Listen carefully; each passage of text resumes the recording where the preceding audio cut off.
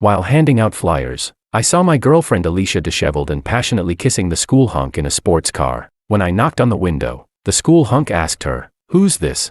Alicia, leaning against him, said, "Just a simp. If you don't like it, I'll break up with him right away." After kissing the school hunk, she didn't even look at me and turned away. The school hunk licked his lips where my girlfriend had kissed and mocked. "Leave. Beauties only belong to the strong." I asked, "I don't care about my girlfriend, but why are you in my car?" The atmosphere became awkward. The school hunk gripped the steering wheel, staring at me dumbfounded. "What do you mean your car?"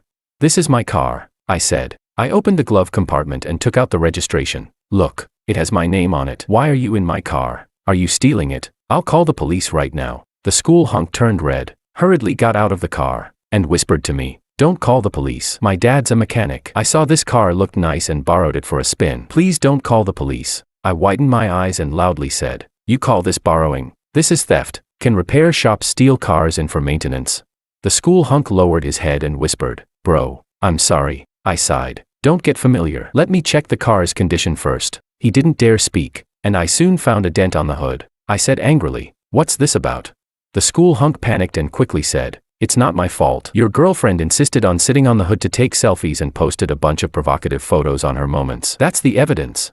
I checked my phone and saw nothing. The school hunk quickly showed me his phone. It turned out Alicia had blocked me. Looking at her WeChat moments, I tooted. "Such bold photos." "Fine. You can go back. I'll keep these photos as evidence. You both prepare for a court summons." The school hunk was stunned and whispered, "Bro, will it cost a lot?"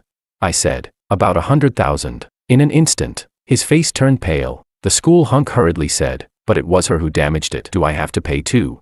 I rolled my eyes. "Don't you understand the law? You're both responsible. Your dad's work this year is for nothing." The proud school hunk burst into tears. "That stupid girl. I told her this is carbon fiber. Only high-end sports cars have it. The hotter it gets, the harder it becomes." But she couldn't wait for the car to warm up and just sat on it for selfies. "My parents work so hard, and now we're screwed because of her."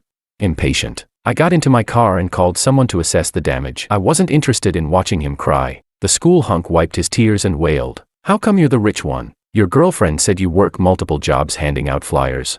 I said, "I don't work. I hand out flyers, but those stores are mine." I wasn't lying. Half of the pedestrian street, 72 stores, my family owns them. Handing out flyers for my family's stores, what's wrong with that? I closed the car window, not wanting to hear the school hunks crying. At this moment, Alicia texted me, "Since you saw it, let's break up." "Don't blame me. Blame your parents for being losers. I'd rather cry in a Lamborghini than laugh on your bicycle handing out flyers." I fell into deep thought. Since both the Lamborghini and the bicycle are mine, should she cry or laugh? I wanted to reply, "Wait for the court summons," but Alicia had already blocked me. My God, how could she block me? Speaking of the repair costs, she owes me 100,000. Ignoring the fact that it was the girls' dormitory, I rushed into the dormitory and headed straight to Alicia's room. Fortunately, it was morning, so there weren't many people in the dorm. I arrived at her dorm room door and was about to knock when I heard a woman inside ask, "Did you really do what I told you?" Then I heard Alicia say, "Yes, I lied to him that I took the pill." The woman excitedly said, "That's a great opportunity. I calculated your period and knew you were likely to get pregnant these 2 days, which is why I told you to go on a date. Once you're pregnant, you can marry into a wealthy family." Alicia said worriedly, "What if he makes me get an abortion?" The woman replied, "As long as you're pregnant, I have ways to make him acknowledge the baby. You even broke up with your boyfriend for him. Let's see if he dares not to acknowledge it." I was really shocked that Alicia would go this far. She even wanted to marry the campus heartthrob by having his child. I wondered what her expression would be when she found out the heartthrob had stolen my car. I knocked on Alicia's door, and when she saw me, she immediately frowned. She said, "I've already broken up with you. Why are you still pestering me? I'm telling you, being poor is not a problem, but being poor and shamelessly pestering a girl is really disgusting." It seemed Alicia misunderstood, thinking I was there to win her back. There were 2 other people in the dorm, her roommates, whom I knew. Before I could speak, one of her roommates said, "Can you stop hindering Alicia from pursuing her own happiness?" I was completely dumbfounded. So, making out with another guy in a sports car behind her boyfriend's back was considered pursuing her own happiness. I knew this roommate. She was Alicia's best friend, Eva, the one who had just urged Alicia to get pregnant. When I first started dating Alicia, she often made sarcastic remarks, saying things like a man's love for a girl depends on how much money he spends on her. Because of Eva's instigation, I had given Alicia many gifts. Now, I was here to get those gifts back. I said, We can break up, but the phone you are using is mine. You should return it to me. I didn't mention that the sports car was mine, because, knowing Alicia's personality, she might shamelessly cling to me. I had to get my things back first. Alicia immediately frowned and said coldly, "So you're such a petty person. Can't you consider my feelings?" I was speechless. It's not that I'm petty, but you've already wronged me. Why should I care about your feelings? Eva suddenly covered her mouth and laughed. She said, "Can't you see through this poor man's trick? Asking you to return the gift is a pretense. He really wants to make things difficult for you because he can't bear the breakup." Alicia sneered. "So that's it. You think if I can't bear to return the gift, I won't break up with you, right? Have you forgotten? My current man is very rich." She raised her head proudly, and Eva added fuel to the fire. "Don't be afraid, sis. I just checked. The heartthrob's Lamborghini costs millions. Buying you a new phone is nothing to him." Alicia laughed and said, "I can return the phone, but let me make one last call. I'll show you why I broke up with you. Because the gap between you and a rich man is so wide that you'll never bridge it in your lifetime." I wondered if the rich man she was talking about was the heartthrob. I remembered when I sent the car to the heartthrob's house for maintenance. His dad sighed and said making money was tough these days, and what they earned wasn't enough to pay the rent. Alicia made a call, and Eva quickly said, "Put it on speaker so he can hear. Let him know the gap between himself and others." Alicia nodded and, seemingly to show off, put the call on speaker. As soon as the call connected, she said pitifully, "Brother, my boyfriend came to break up with me and wants me to return the phone he bought me. Without the phone, how can I contact you in the future?" However, the heartthrob didn't indulge her. On the other end of the line, the heartthrob yelled angrily, "You damn bitch, don't let me see you again, or I'll beat you every time I see you." In an instant, both Alicia and Eva were stunned. The call was abruptly cut off, and Alicia stared at her phone, unable to say a word. Eva quickly reacted. She angrily grabbed a book from her bed and threw it at me, shouting, "Did you badmouth my best friend downstairs?" When Alicia heard this, she was furious and started shaking. "Yeah, he wasn't treating me like this before. You must have slandered me. How despicable and disgusting can you be?" I impatiently said, "I didn't badmouth you. Just give me back my things." "If you didn't badmouth me, why would he suddenly treat me like this?" I was speechless, because Alicia posted coquettish selfies sitting on the hood of his car. The heartthrob had ended up with thousands in debt. Given his family's income, how could he not be angry? Eva sneered, "That's why I told you to be brave and date the heartthrob, because I already saw through this poor loser. He only knows how to play tricks behind your back." "Disgusting simp," I asked. "So you're saying you were involved in her betrayal of me, right?" Eva snapped. "Betrayal? My best friend was stuck in a mess. Of course I had to pull her out. Should I let her sink into marrying you? She'll thank me for the rest of her life." Alicia grew impatient and said coldly, "You can have the phone back, but I have one condition. You immediately apologize to the heartthrob and admit that you were lying about me." Eva cursed. "Yeah, even if you have to kneel and apologize. Clear my best friend's name." I took the phone and continued, "Why should I apologize for something I didn't do? And we haven't settled our accounts yet." I walked straight into the room and sat at the desk to start calculating. Throughout our relationship, I had given Alicia many gifts and transfers. I wanted them all back. Alicia said disappointedly, "My friends are all here. We once loved each other. Do you really want to embarrass me like this?" I ignored her and continued calculating. Eva suddenly took a photo of me. With a face full of disdain, she said, "Today, I encountered the ultimate loser. I'm going to post this on my social media right now and expose you, so you'll be socially dead." I thought she was just threatening me, but when I took out my phone to check, I found she had actually posted it. She posted my photo with the caption, "OMG, girls, never date a poor guy. The poorer they are, the more trouble they cause. My best friend got stuck with one. It's terrifying." I frowned and said, "This is a personal matter between us. Why do you keep mentioning being poor? You might as well write gold digger on your face." Eva sneered, "Yeah, I do like rich guys. Do you have the right to be jealous? If you were rich, you'd be the one scolding me now, not the other way around. Look at your pathetic self."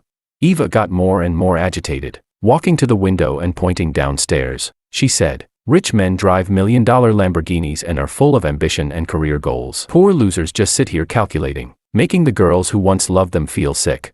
Another roommate finally couldn't help but speak up. "Alicia, why don't you just pay him back? This is your fault in the first place." In an instant, Alicia's expression changed. Alicia asked, "What do you mean? Are you taking his side?"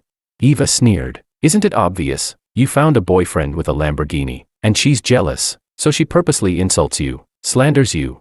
The roommate's face turned red with anger. "Don't falsely accuse me. I knew this girl. She was a poor student named Lisa. Before, when Alicia wanted to show off, She had me buy desserts for everyone in her dorm, but Lisa refused to take them, saying she couldn't accept something she didn't earn. Because of that, I had a deep impression of her. Alicia sighed and said, Lisa, I know you're poor and rely on student loans and scholarships to study. I understand if you resent the rich, but you know what? Being a good person is more important than good grades. Lisa's eyes widened in disbelief. Are you saying I'm not a good person?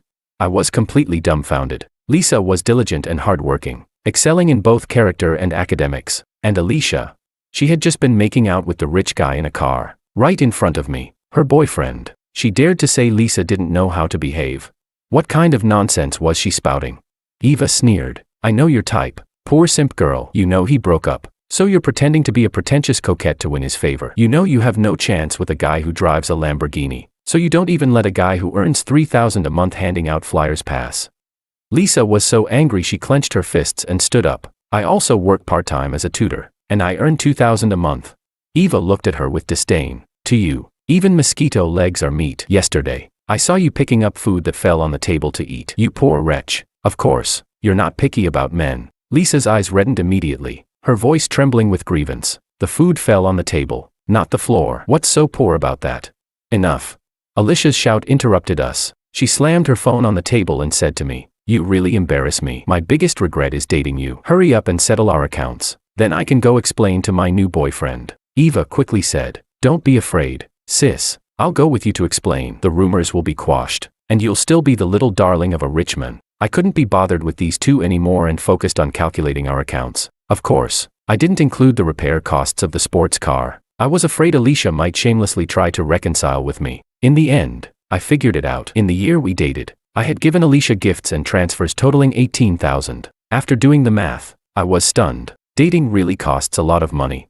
I only spent a few hundred a month on living expenses. I didn't realize it until I calculated it. Not only was I shocked, but Alicia and Eva were also a bit stunned. After all, they were students. Where would they get over $10,000? At first, they didn't believe it, but after checking several times, they finally confirmed my calculations were correct. Alicia looked a bit troubled. $18,000. I can't come up with that right now. Eva panicked and quickly said, Don't be scared, sis. I'll help you pay it back. Your attitude towards this loser now will determine how the heartthrob sees you. Even if we have to borrow from loan sharks, we'll pay the money back. You need to cut ties with this poor guy to have a chance to marry into a wealthy family.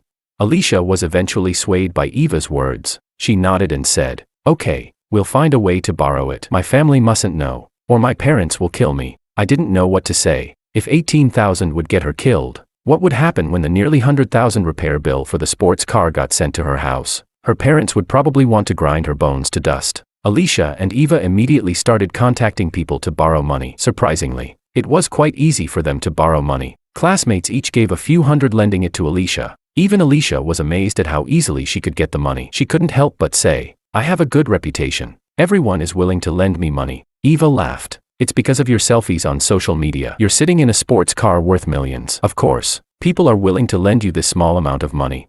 Alicia suddenly realized. She glanced at me and said, Do you see that? That's the true charm of a real man, making everyone admire him and lend me money, hoping to befriend him. If I were still with you, would anyone reach out to help me when I'm in trouble? Eva sneered. Trouble? Being with him is already the biggest disaster in life. They kept borrowing money and finally managed to collect over $8,000. But there was still a $10,000 gap. Eva gritted her teeth and said, I know a guy from the underworld. He can lend me the money, but if we can't pay it back, it'll be terrible. Alicia asked worriedly, What happens if we can't pay it back?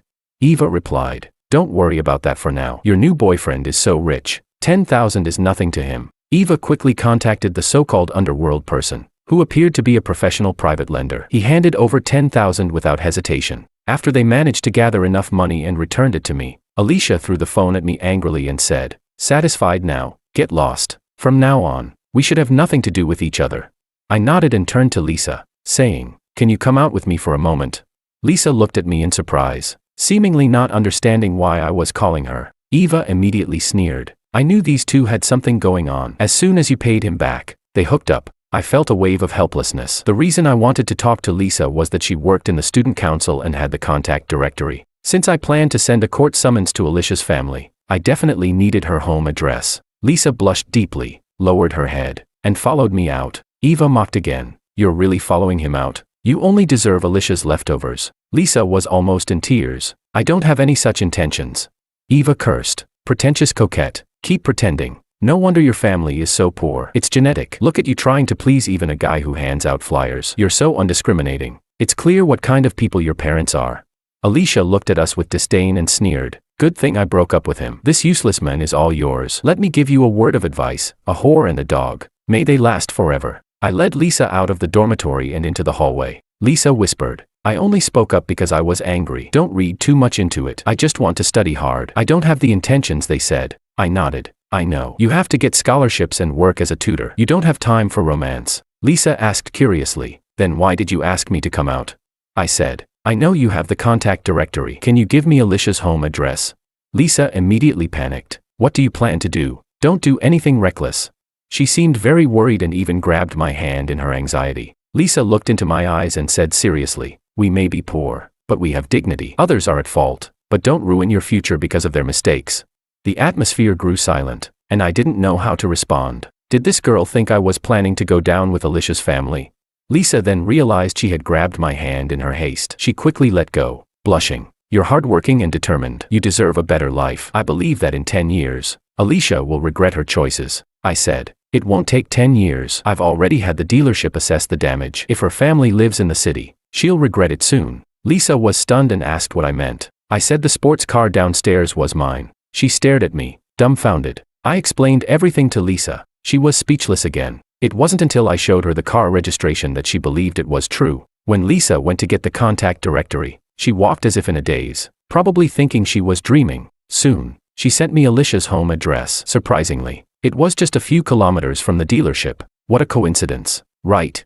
I called the dealership, and they told me they'd deliver the damage assessment within 10 minutes. Wait, I suddenly remembered. Alicia had given me back her phone. How would I contact her for debt collection later?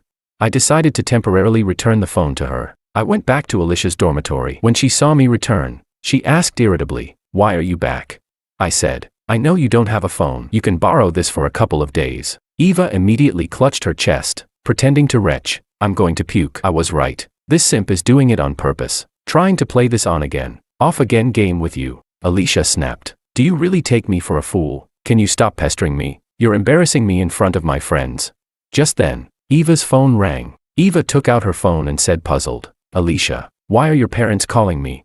I was taken aback. The dealership works fast. It seemed Alicia's parents couldn't reach her, so they contacted Eva. Alicia took the phone and asked, Mom, what's wrong?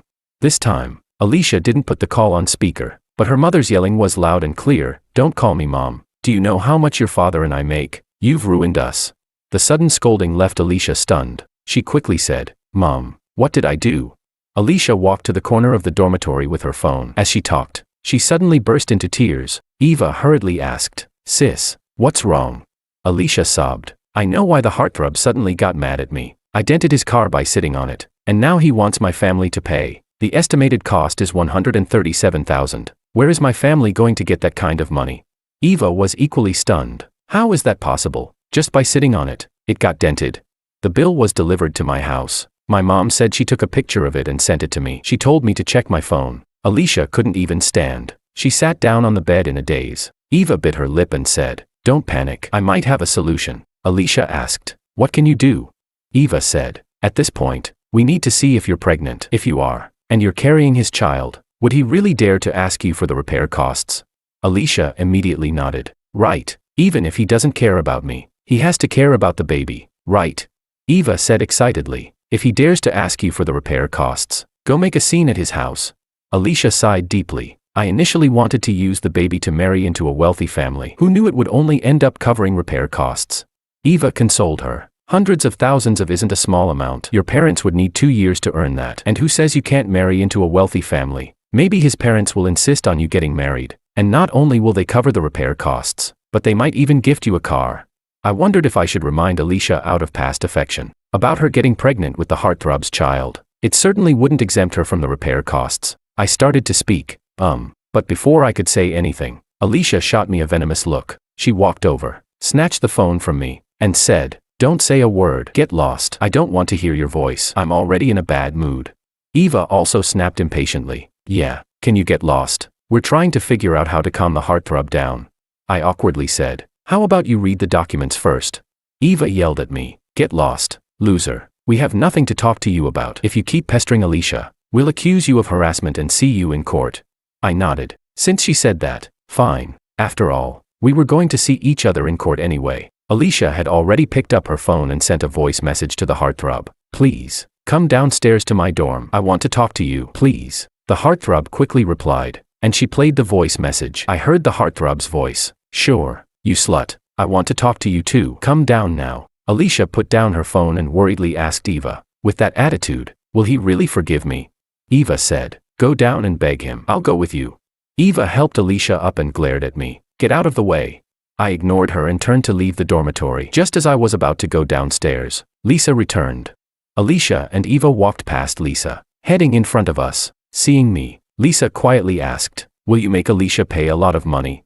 I said, I won't extort her. She should pay what she owes. But I'm thinking. Lisa asked, thinking what? I said, it seems like they're begging the wrong person. Won't it be awkward? When we got downstairs, the heartthrob was already there. The most noticeable thing was the slap mark on his face. He was standing by the roadside, crying and wiping his tears. If I'm not mistaken, he must have told his dad about what happened and received some fatherly love. Alicia and Eva were dumbfounded at the sight. Eva said, seriously, with all the money his family has, he needs to cry like this? Alicia said, maybe he really loves that car. When I went on dates with him, he always took great care to protect it. Eva sighed. They say a car is a man's second wife. It must be true. I rolled my eyes. I don't treat my car like a wife, and why wouldn't he protect it? It's my car. Alicia quickly approached him, looking pitiful. Baby, let me explain. Explain to your grandfather. You bitch. The heartthrob finally couldn't hold back his frustration. He rushed forward, grabbed Alicia's hair, and slapped her hard across the face. Neither Alicia nor Eva expected the heartthrob to hit her. Eva hurried over to try to break it up, while Alicia, feeling wronged, said, baby, hit me if you're upset. It's my fault. I'll never do it again. Can I make it up to you for the rest of my life? I don't need your compensation. The heartthrob was so angry he started punching Alicia in the face. As he continued hitting her, both Alicia and Eva realized something was seriously wrong. The students watching were all shocked. Just a moment ago, Alicia was stepping out of a sports car, admired by everyone. Now, in front of all these people, she was being beaten by the heartthrob, who had her by the hair, punching her face repeatedly. Eva shouted anxiously, you're hitting her too hard. She's a girl. The heartthrob hit so hard he knocked out one of Alicia's front teeth. Alicia, missing a tooth, covered her mouth in disbelief and spit out some blood. She quickly bent down to pick up the tooth, crying out, stop hitting me. My tooth is knocked out. Eva, go get some milk. I nodded and said, smart. If you put a knocked out tooth in milk quickly, there's a chance it can be reattached. Lisa turned to me, saying incredulously, are you taking pleasure in this? I said, how could I? We were in love once. Seeing her like this makes me sad too. Lisa asked, then why are you smiling? I said, I'm just naturally cheerful. People who smile often tend to have good luck. During this beating, Alicia finally remembered me. Covering her mouth, Alicia cried out to me, you're really not a man. Look at how badly I've been beaten, and you still won't help me. I replied seriously, you just told me not to harass you, or we'd meet in court. The heartthrob, who seemed overwhelmed earlier, finally noticed me when I spoke. He let go of Alicia and walked toward me. Eva quickly said, heartthrob, I know you're upset, but do you know how much Alicia has suffered for you? Just now, this loser was bullying her. If she didn't love you so much, would she have put up with this? The heartthrob angrily shouted, shut up, your whole family are losers. Eva didn't dare say another word. It was strange. She had been so aggressive in front of me, but now, facing her rich idol, she was unusually obedient. The heartthrob stood in front of me. I wondered how he would apologize, but then he did something unexpected. In front of everyone, he suddenly knelt down. With tears in his eyes, he cried, bro, I'm sorry. Please forgive me.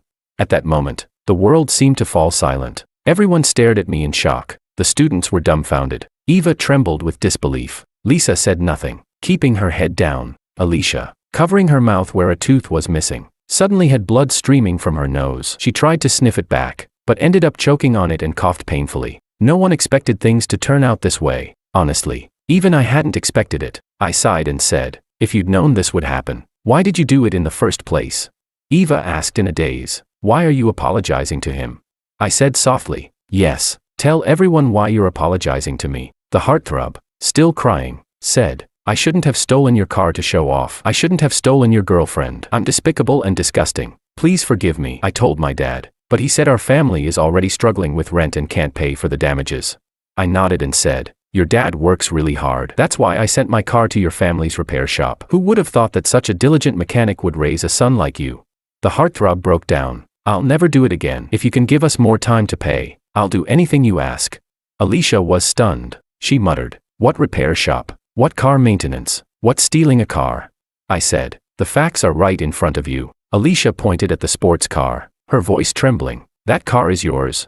I nodded. Yes, it's my car. Her expression froze. Then her lips quivered as she burst into tears. How can you be the rich one? Weren't you the flyer guy?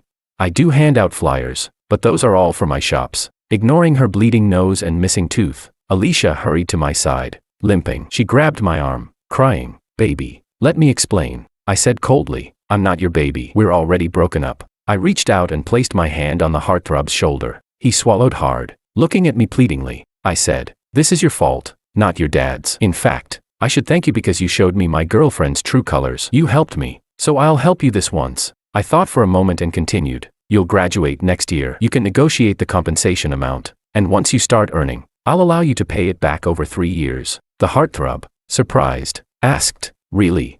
I nodded and said, yes, it's your mistake, not your father's to pay for. But knocking out her front tooth is going to cost you a lot. The heartthrob said viciously, I'm not paying a cent. At worst, I'll go to jail and get a record. Anyway, I won't pass any civil service exams. I asked, are you really willing to go to jail rather than pay her a cent? The heartthrob replied, yes, this bitch doesn't deserve my compensation. I patted his shoulder hard and laughed. See, now you're being sensible. I'll waive 1,000 as a reward. Alicia was already dumbfounded. She whimpered, baby, I was really wrong. Can you give me another chance? It's all. She turned around quickly and pointed at Eva, cursing, it's all because of this bitch.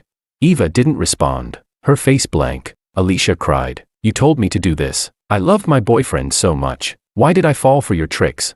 I was tired of watching her drama. I said, remember to take the morning after pill. Don't actually get pregnant. It's not because I care about you, but because I know with your personality, you'd definitely have an abortion if you got pregnant. I don't want an innocent life to be killed before it even sees the world because of your bad character. At that moment, Alicia's face turned ashen. Eva suddenly started crying. She said, are you not going to repay the money I just helped you borrow? Alicia completely turned on her. You caused all this misery. Why should I pay you back? Eva also broke down in tears. I have to repay that money, or I'll be beaten to death. I casually said, if you're afraid of owing money to a loan shark, then just pay it back. Eva cried again. Where am I supposed to get 10,000? Lisa clenched her fists in anger. She said furiously, you mock me for eating food off the table, but your own family doesn't even have 10,000. You're poor too. So why do you bully other poor people? You deserve this. Eva sat on the ground, sobbing uncontrollably. I smiled at Alicia and said, goodbye. Unless it's about repaying money, don't contact me. Otherwise, I'll charge you with harassment. I turned to Lisa and asked, since the bitch has been punished, how about we go have a meal to celebrate? You can ride in my car. Lisa replied, are you drunk in broad daylight? Why would I get in your car or have a meal with you? Realizing she had a point, I awkwardly scratched my nose. I got into my sports car and drove off.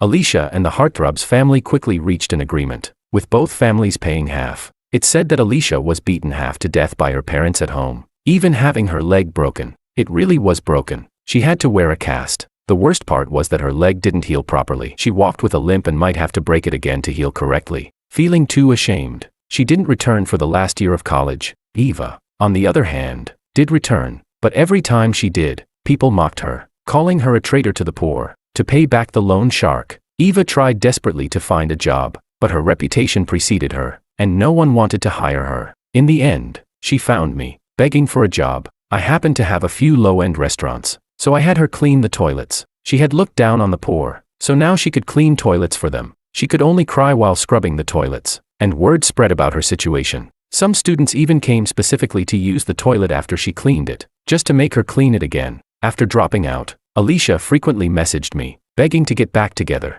I blocked her, but she would just switch numbers and continue to harass me. Eventually, I did as she wished and sued her. That finally scared her off, and she stopped contacting me. As for Lisa and me, nothing happened between us. She was a self-reliant and disciplined girl, different from Alicia and her crowd. During the last year of college, Lisa didn't contact me at all. After graduation, she went back to her hometown to teach. She said there were many poor children in her hometown, and she wanted to help them. I admired her character and reached out to her a few times, but she wasn't interested in dating. The only time she asked for my help was to see if I could organize a clothing drive for the children in her area. I donated some old clothes, and after that, we didn't stay in touch. I often think about what she said, about having dignity. That remarkable girl. I hope her life takes her far.